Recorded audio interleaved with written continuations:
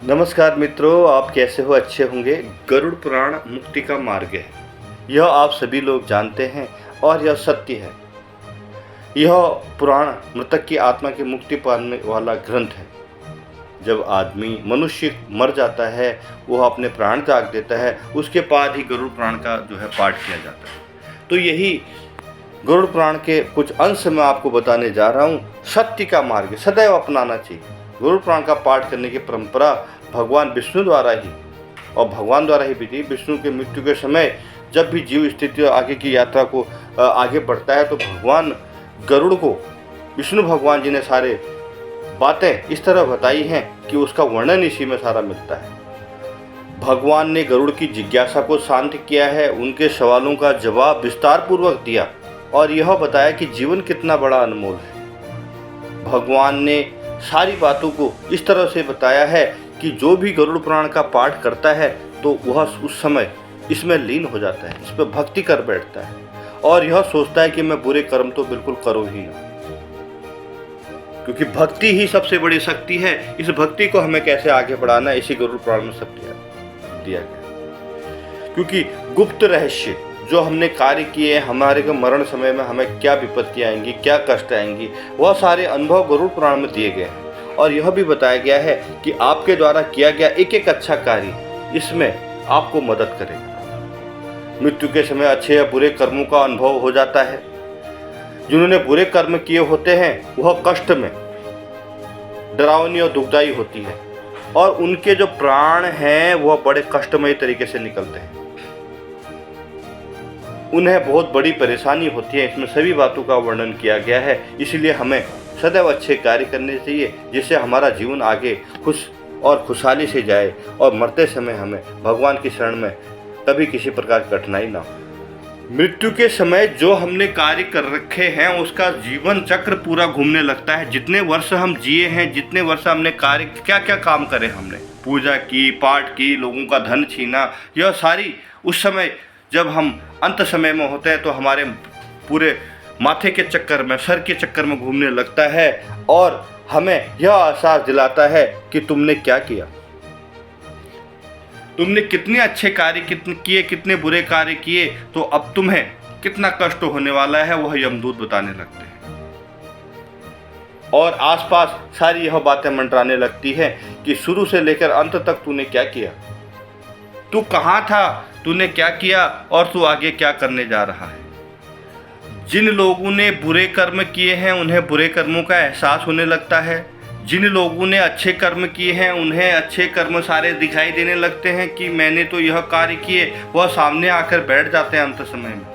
और जिन लोगों ने बुरे कार्य किए हैं वह सारे कर्म वह आदमी को सताने लगते हैं, आत्मा को प्रताड़ित करने लगते हैं। गरुड़ पुराण में यही बताया गया है कि सदैव जो अच्छे कार्य करता है उसे मुक्ति भी बड़ी अच्छी प्रकार से मिलती है। मुक्ति तभी आसान है जब हमने कार्य अच्छे किए हो। मुक्ति तभी आसान है जब हमने लोगों की मदद की हो। मुक्ति तभी आसान है जब हमने भगवान की शरण में जाकर उनसे प्रार्थना की हो कि सबका कल्याण करें। मुक्ति तभी संभव है जब हमने उन गरीब परिवारों की, उन गरीब लोगों की, उन दीन दुखियों की मदद की हो, तभी मुक्ति आसान है। मुक्ति तभी आसान है जो हमने पशु पक्षियों को भोजन कराया हो, उन्हें पानी की व्यवस्था कराई हो और उनके भरण पोषण का पालन के लिए आगे के कदम बढ़ाया हो। मुक्ति तभी आसान है। मुक्ति तब आसान नहीं है जब हमने किसी का धन लूट लिया हो, जब हमने किसी को दंड दिया हो, कष्ट दिया हो, उसके साथ दुर्व्यवहार किया हो, तो वह दुर्व्यवहार आपके सामने नजर आने शुरू हो जाते हैं। गरुड़ पुराण में सत्य बात लिखी है। जब अंत समय आता है यह सारी बातें, यह सारे क्रियाकलाप आपके माथे पर मंडराने लगते हैं और आपका जीवन उस अंत समय में कष्टकारी हो जाता है। इसलिए भगवान कहते हैं वह कार्य करें जो आपके लिए आगे के लिए भी उत्तम हो। पूजा पाठ, यज्ञ हवन, लोगों की मदद और यह सारे कार्य भगवान ने ही इस तरह से हमें संजो कर दिए हैं जो हमें करने चाहिए, मगर हम नहीं करते। हम ईर्ष्या, जलन, द्वेष में रहकर जीवन में गलत गलत कार्य करते जा रहे हैं। समाज में नई मूर्तियों का उल्लंघन कर रहे हैं, उनके बताए गए मार्गों का उल्लंघन कर रहे हैं। तो जीवन को आगे कैसे बढ़ाना है? कुछ भी स्थायी नहीं है। हम जो सोचते हैं कोठी बंगला कार धन सब कुछ भी स्थायी नहीं है। आपको अंत समय में खाली हाथ जाना है, खाली हाथ आए थे।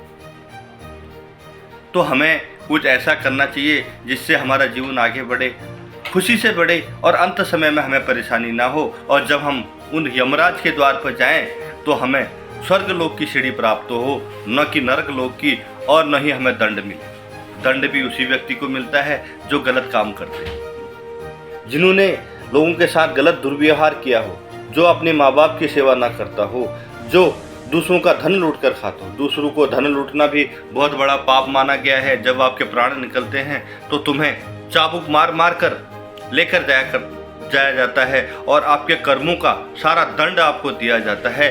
जो बुरे कर्म करते हैं वह सारे कष्ट में रहते हैं। इसलिए हमें सदैव अच्छे कार्य करने चाहिए। गरुड़ पुराण के बताए गए प्रत्येक अंश का पालन करना चाहिए। उसमें बताए गए जो भी अंश हैं उनको ध्यानपूर्वक पढ़कर उस पर कैसे जीवन को आगे बढ़ाएं, उसे आगे बढ़ाना चाहिए।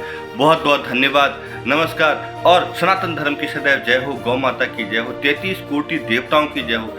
गरुड़ पुराण के बताए गए मार्गों पर चले, भगवान श्री कृष्ण के बताए गए मार्गों पर चले, गीता के ज्ञान के मार्गों पर चले। क्यों हम सब कुछ कर सकते हैं, हमारे हाथ में सब कुछ है। नहीं है उनके लिए जो गलत कार्य करते हैं। जो अच्छे कार्य करते हैं वो सब कुछ कर सकते हैं, और जो गलत कार्य कर रहे हैं उनको भी समाज से आगे लेके आ सकते हैं और भगवान की शरण में दे सकते हैं। इसी के साथ बहुत बहुत धन्यवाद। नई वीडियो में कल मिलेंगे। आज का यह वीडियो आपको कैसा लगा? बुरे कर्म अच्छे कर्म। लॉर्ड भक्त चैनल को लाइक करें, सब्सक्राइब करें, शेयर करें। वीडियो पसंद आए तो कमेंट में जय श्री कृष्णा जय श्री राम जरूर लिखें। जय श्री राम, नमस्कार।